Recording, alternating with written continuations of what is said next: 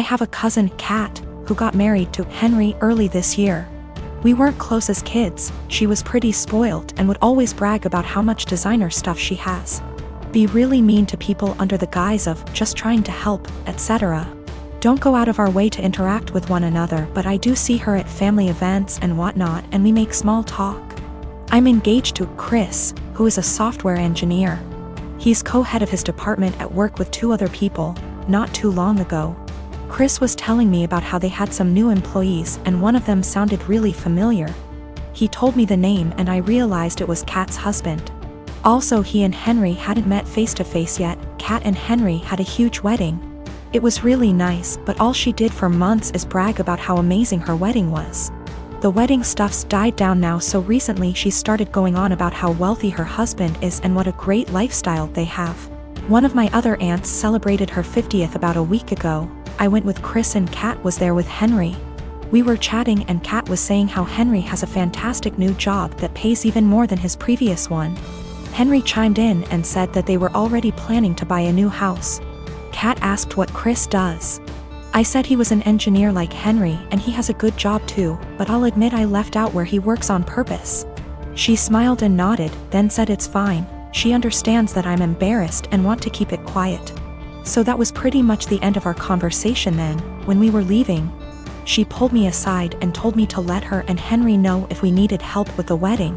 Obviously I knew what she meant and it was just another dig, but I said, "Bye," and left.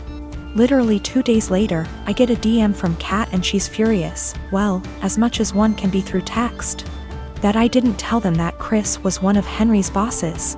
Henry was shocked to see him in the office and Chris made a comment, "Tell Kat OP and me don't need help but thanks for offering." Henry's really embarrassed and so's Kat, and she said that we made them look bad on purpose and if she knew, she'd have never made those comments. It was my duty to tell her and Henry. Chris and I had a really good laugh over this, but she sent a text out to the family group chat we have saying how she was blindsided by me. A few others said that what we did was petty and wrong. My sister-in-law and I have an agreement. She watches my kids 3 days a week, and I watch hers 3 days a week. This agreement has stood since March 2020 without issues. Any changes have been discussed weeks in advance. A couple weeks ago, we had an argument. The next day, I brought my kids to her house, dropped them off, and left. I didn't speak to my sister-in-law, because when one of us is in a rush, like I was, it's standard for us to just let the kids out, stay in the car, and drive off when you see the door open. I drove to work, about 40 minutes away. When I got there, I had about 20 missed calls, and even more texts, all from my sister-in-law. All saying she didn't want to watch the kids given our argument. Her first text arrived a little before I got to her place. But I didn't see it until I got to work because my phone is always on silent when I drive. I rang her, said I'll arrange to work from home, then come get the kids. She said I have 45 minutes to get back to her place or she would call the police.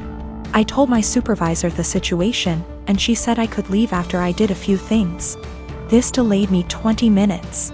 When I got back to my sister-in-law's, just over an hour later, she said she'd already called the police when the 45 minutes ran out.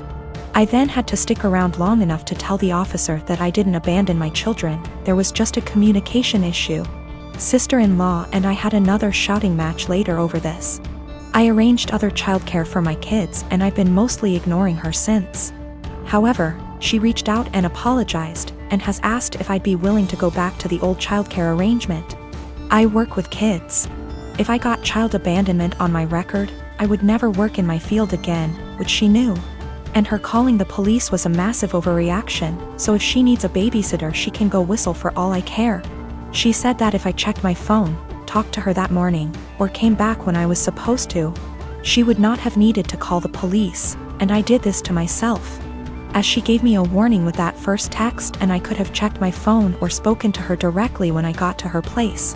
All of which she says she would have done if she were in my position, given that we'd argued the night before. I've told her that if she thinks I'm babysitting for her, she's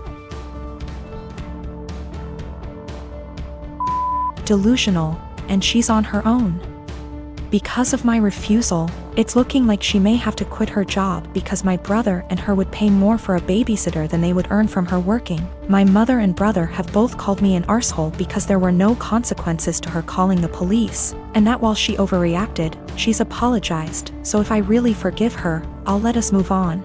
This income loss would also mean that she, my brother, and my niece and nephew might need to move somewhere cheaper. That my brother might have to take on extra hours at work. And in an extreme scenario, they may even be completely unable to live independently, meaning they'd have to move in with her parents, who live several hours away. I'm getting married in a week to an awesome woman, and I cannot wait to be her husband. We are so excited. My brother is gay, but my family doesn't know, only me and my parents know. I come from a very old school traditional family, so the old part of the family, grandparents and some aunts/uncles still have last century's mind, and the younger portion, cousins/siblings are open-minded and are living in the present. So my brother has been dating his BF for 6 months now. The dude is great. I'm so happy my brother found a great guy. But it's kind of a secret, as he hasn't told my family he is gay. I've been telling him for years that he should come out, cause I know it stresses him a lot. And I think it will make him feel better not to hide anymore, plus I bet a few family members already know anyway. But he disagrees cause he knows a part of the family won't accept it and it will be a lot of drama. I see the opposite. I see it as the sooner you know who the idiots are, the sooner we can cut them from our lives. I have no interest in having someone in my life that doesn't accept my brother being gay. Anyway, that's his decision, not mine, so for now he won't say anything. Until a few weeks ago, when he said he wants to bring his BF to my wedding. I was not expecting that, to be honest. So he went from 0 to 100 pretty fast.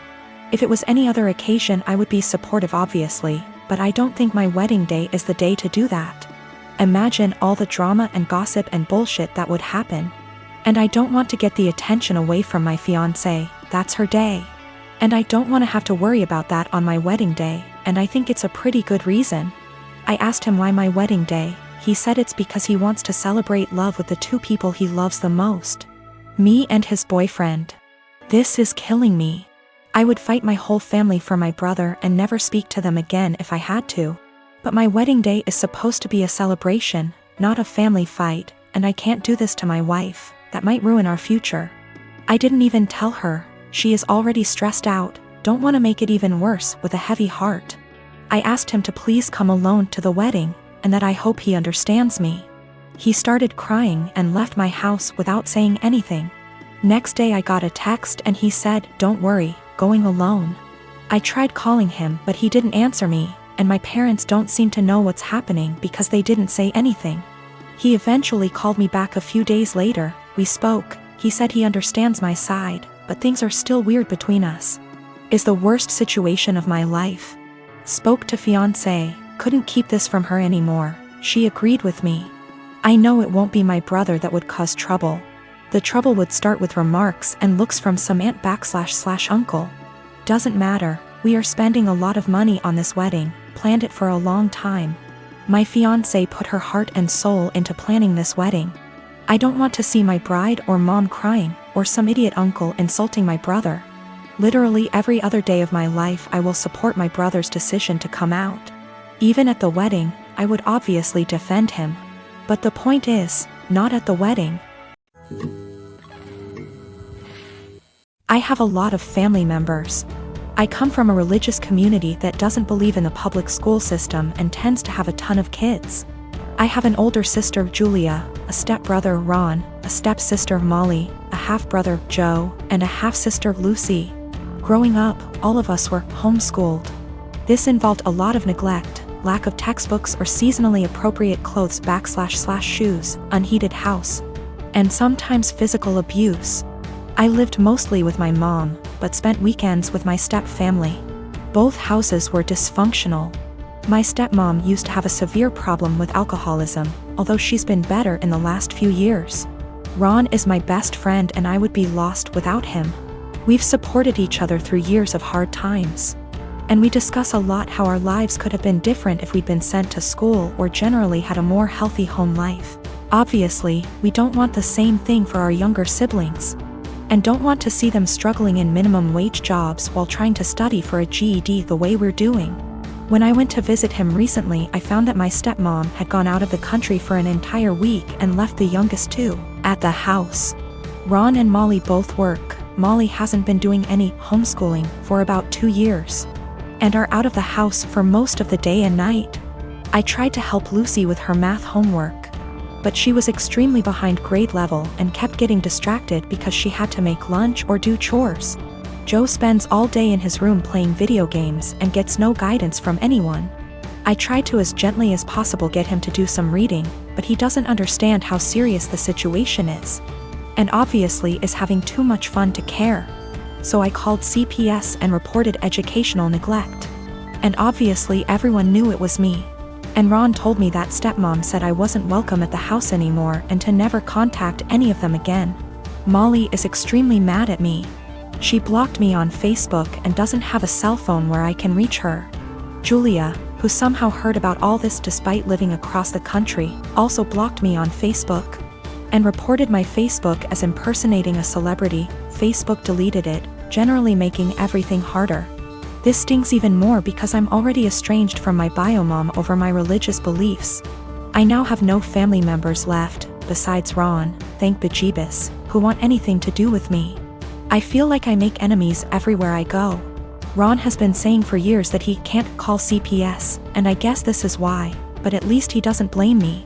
He suggested that I try to talk to stepmom once some time has passed, but I would have no idea where to begin.